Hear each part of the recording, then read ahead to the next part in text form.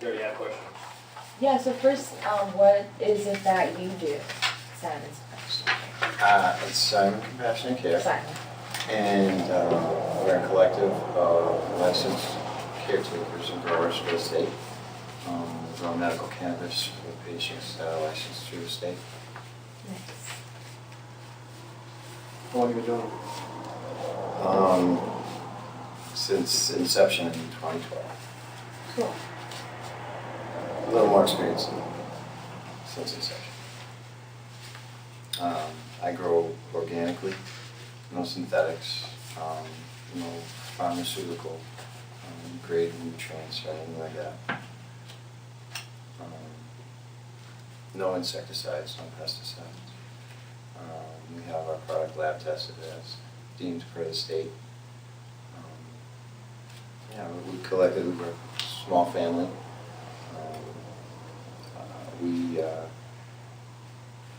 We fund some indigent patients who can't afford medications. We've helped out a few others in the past. Helped get licensing and get the recommendation letters paid for, and things like that. Cool. So do you grow, then you grow like very specific strains for like pain management Mm-hmm. and... Yes, I do. Cool. Yeah. There are two panels in the human body. The CBD receptor number 1, which is in the brain, and CBD receptor number 2, which is actually written into our DNA. And the cannabis plant, produces those molecules that react with those receptors in our body that help to cure, cancer, tumors, inflammatory diseases, Crohn's disease. They're making headway with Lyme disease, mad cow disease with CBD oil. There's a few other things that I know personally. And the best way to ingest is to inject CBD oil, right? Is that? Not necessarily. If you're looking for just the CBDs without THC, you have to take it with something like in tincture form, because it has to be actually extracted from the plant material. So in that aspect, that would be another way, or you can cook with it. You can eat it that way, smoothies, smoking it, concentrates, vaping it, vaporizing it. Can you tell me how much you would obtain a license? You have to go to any licensed state facility. There's only 2 that are licensed in the state of Massachusetts. There's Cannacare Docs and Cannamed.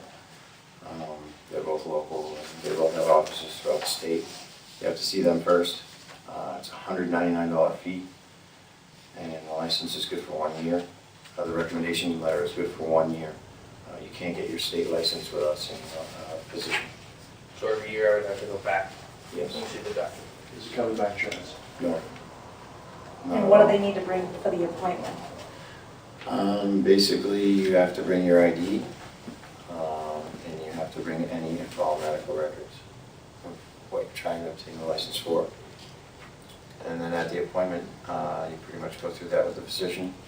And they either make a recommendation of yea or nay on the license. And after that's completed, if you get it, you have to register with the state on mass.gov, mass.gov, I'm sorry. And it's a $40 fee to register if you're in a financial hardship or burden. Sometimes those fees can be waived. Yeah, depending on your Bulldozer financial Health has status. a relationship with Cannacare Docs. I have a specific question that I've been wanting to ask you. Sure. I just have, in the past few years, I've had, because I've always smoked it recreationally, and in the past couple of years I've gotten to a point where when I smoke, I get anxiety.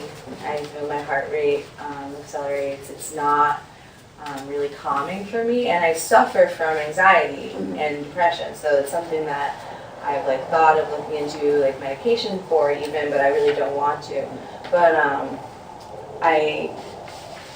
I'm wondering what I can do, because like I talked to Wendy about getting licensed, so that she could help me do that, but I'm reluctant because I don't know, I just haven't, I'm assuming I haven't found the right strain, or is it just not right for me, but I'd like for it to be. I love marijuana, I love its, benefits medically, and I'd like for it to be something that could help me, you know what I mean?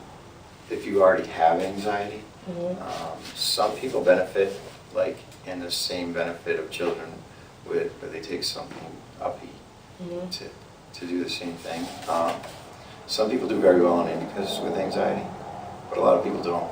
And everybody as an individual reacts to any medication differently. No one reacts the same to any medication. That being said, you really need to pay attention to notice whether you're smoking a true indica, sativa, or a hybrid. If you wanted to stay away from the anxiety, you're probably going to want to stick with a true sativa or ruralis, which is very low THC but very high CBD. So you think that there is the right fit for me in, because I think I haven't very often looked into like what I've been smoking, so it'd just be like trying to work through it, like getting my license and giving it a shot. Right. For the right. The other questions you want to ask yourself if that's happening, you really shouldn't get flushed or anxiety very badly on cannabis. Do you know if it's hydroponically grown, soil grown? If it doesn't contain heavy metals because they're using synthetics. There's a lot of factors. Right. So, What are the most common reasons that people would come to if they're licensed and need medicine?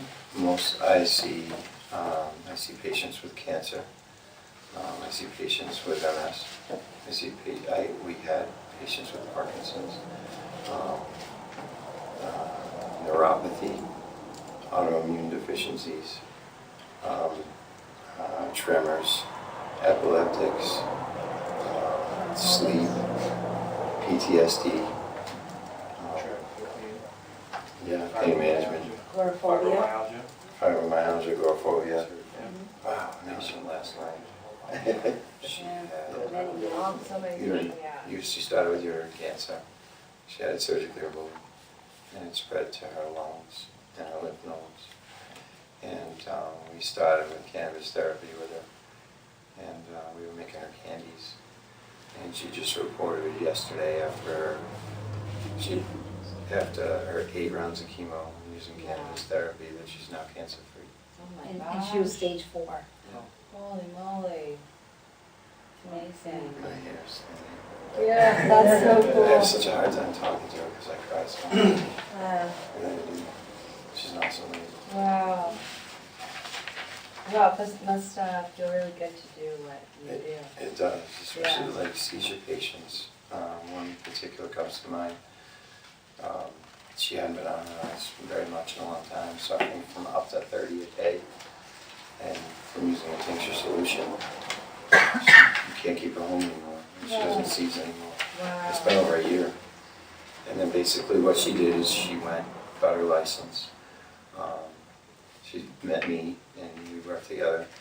And then after that, I was able to procure her plants. And she got a hardship license and now she's self-maintained. Wow. How That's hard great is it? too. Sorry, how hard is it for parents to obtain cards for their children who have seizures or epilepsy, or can parents do that in Massachusetts?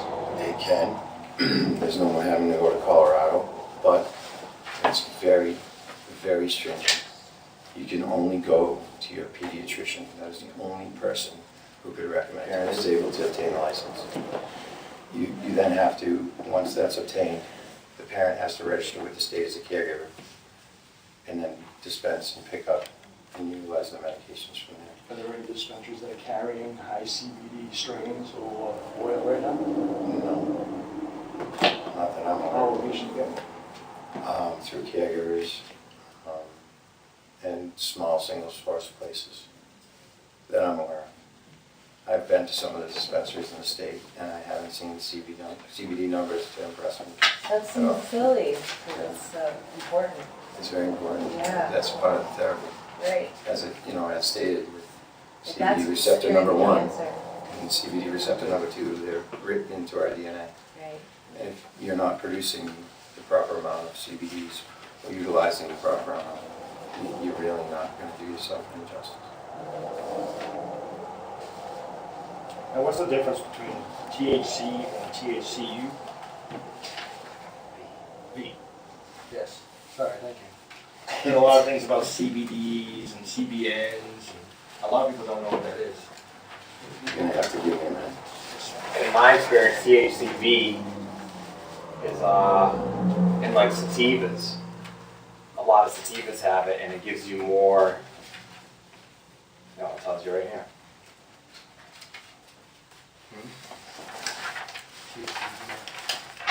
Just along different. Some people. It looks like the molecules work on appetite suppressants, control obesity, type 2 diabetes, and there's more human testing on that's currently underway. Some medicine makes you sleepy and some makes you paranoid. Some makes you sleepy. Usually that comes at the end after using the medication, depending upon what you're utilizing, whether it be an indica or sativa. They have that effect at the end, where like an indica has a couch lock stone at the end, really has a tendency to want to put you to bed. Those will make you very tired as far as paranoia. Sometimes that's associated with higher THCs in people who are susceptible to anxiety and paranoia. They just exacerbate that problem. What are the ways I can actually take marijuana? There's a lot of ways. You can take it in concentrate form. You can vaporize it. You can smoke it in joints as used prior. You can use it in a tincture form, edibles, all sorts of edibles. There are oils, pill form. I've seen that as well. Can you tell us the advantages and disadvantages of going through a caregiver versus a dispensary or vice versa? I can't talk about any other caregivers because I'm not too familiar with too many. But as myself, versus as within what I'm doing, versus what the dispensaries do. The dispensaries are only told by the state that they have to test for cannabinoids, total content, molds, bacteria, microbes, and some heavy metals. They're only required to test for 7 of the 21 possible metals. Whenever I go to MCR Labs and we have it tested, we run the full panel. What is MCR Lab? Oh, what is it? It's a lab testing, cannabis testing facility. Oh, okay, it specifically tests cannabis? Oh, okay, good. Yeah, 'cause nothing can leave our grower until it's been approved. And dispensaries only carry 3 or 4 strains, really expensive, not very good quality as far as I'm concerned. I'd like to support somebody that's doing something for a good cause, Yeah. doing good things instead of trying to make a buck. Yeah, we do the best we can. We try to have sliding scales, which none of the dispensaries do that. We try to offer to pay for meds. We donate meds. We've been on occasion, the crew we work with is all donate their paychecks to help someone in need. So I mean, Can you tell us what concentrates are? yeah, concentrates are when you take the plant and you break it down to the molecule form where you would remove all the trichomes from the plant. And, What are trichomes? it's a little mushroom thing. It looks like a dum-dum. You could see it when it's really magnified, Yeah. right? Yeah. That's what Yeah, a you little can. bit like, ooh, look at those Yeah, it kind of looks nose. like a little mushroom. Yeah. And as the plant matures, that's what carries the THC and the CBD. But as it matures, they go through a transformation. They start off clear at so many weeks, and then they transfer over to a milky white, cloudy color. And then from that point on, when the plants reach full maturity, they'll start to amber in color. Could I use cannabis to help my appetite? Yes. Okay. For someone who doesn't like taking Tylenol, someone who doesn't take muscle relaxers or anything, what are the benefits and how can I go about taking certain kinds of marijuana to release pain? What would you say would be better?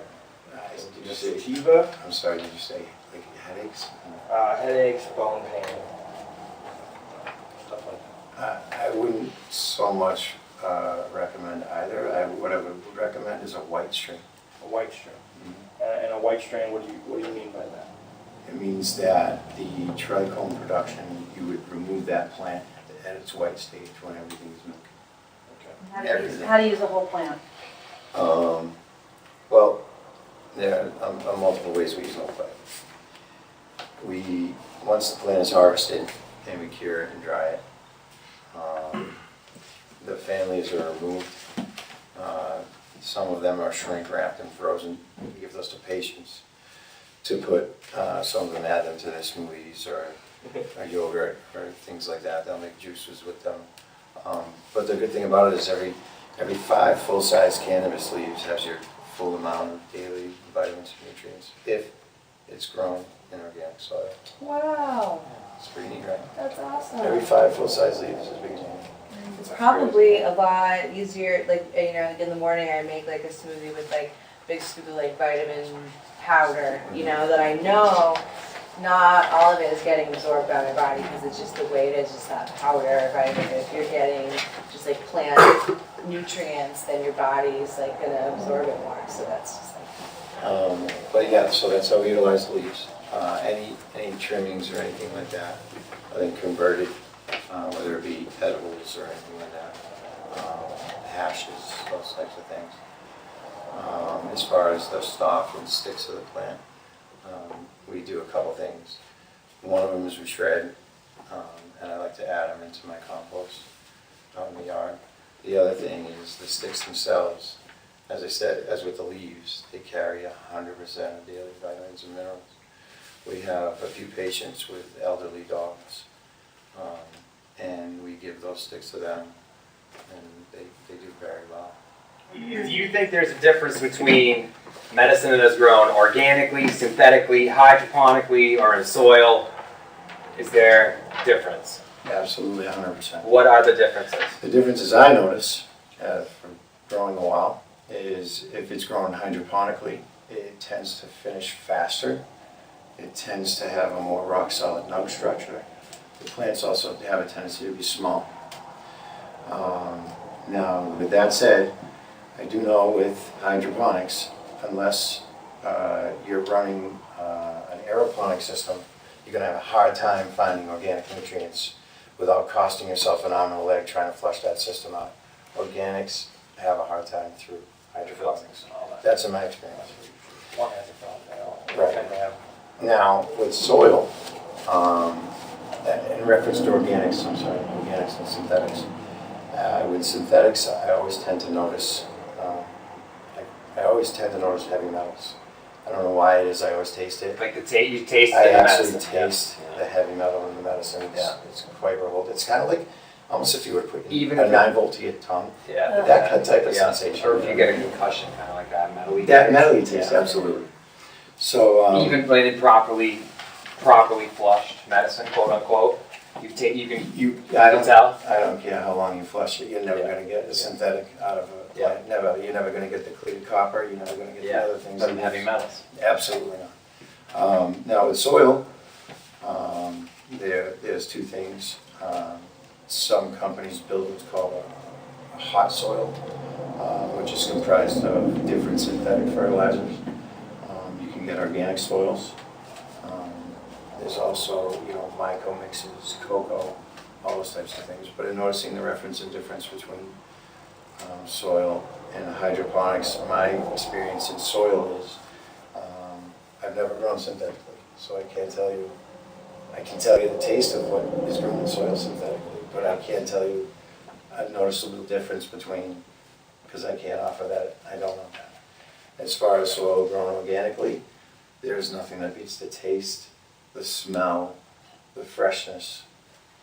It's incompatible. That isn't the way it's supposed to be grown. Agreed.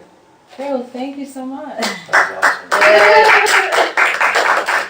Let's be in the audience.